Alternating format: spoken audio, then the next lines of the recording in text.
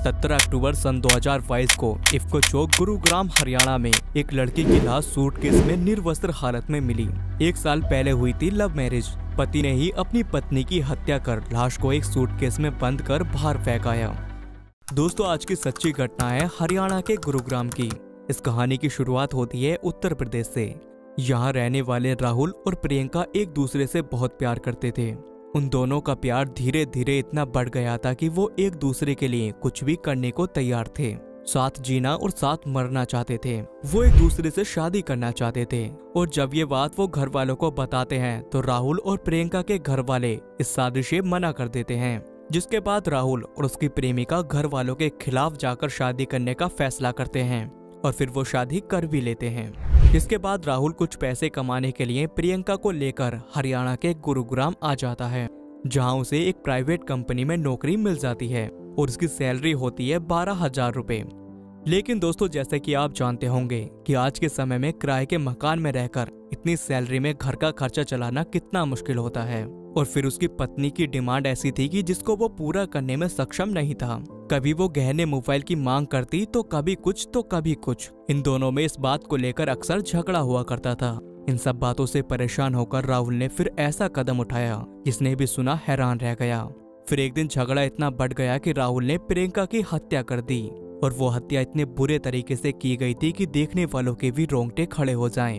पहले वो प्रियंका का गला दबाकर मार देता है और फिर पहचान मिटाने के लिए प्रियंका के हाथ पर राहुल का नाम लिखा हुआ था, जिसको मिटाने के लिए वो उसके हाथ पर चाकू से लगातार वार करता है और उसको मिटा देता है, जिससे कि लाश की किसी को पहचान ना हो सके। उसके साथ इतनी दरिंदगी करता है कि एक पति अपनी पत्नी के साथ कभी नहीं कर सकता।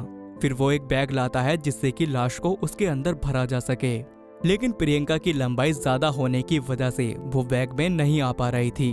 फिर वो उसके हाथ पैर तोड़कर लाश को सूटकेस में भरने की कोशिश करता है और उसके शरीर के सारे कपड़े उतारकर लाश को सूटकेस में बंद कर बाहर फेंकने चला जाता है, जिससे कि देखने वाले को ये लगे कि केस रेप और मर्डर का है और उसके ऊपर शक न जाए। राहुल लाश को फेंकने के बाद घर आ जाता है और आराम से रहता है जैसे कि उसने कुछ किया ही ना हो। लेकिन एक ऑटो चलाने वाले की नजर उस सूटकेस पर पड़ती है और ऑटो वाला तुरंत इस सूटकेस की सूचना पुलिस को दे देता है।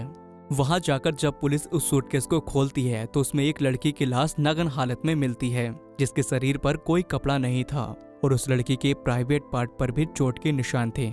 लड़की की लाश को पुलिस पोस्टमार्टम के लिए भेज देती है और उस कातिल की तलाश में लग जाती है जिसने वो हत्या की थी। जब पुलिस आसपास के सीसीटीवी कैमरे को चेक करती है तो पुलिस को एक व्यक्ति वहां से सूटकेस को ले जाता हुआ दिखाई देता है, जिसकी पहचान कर पुलिस उसे पूछताछ के लिए बुलाती है।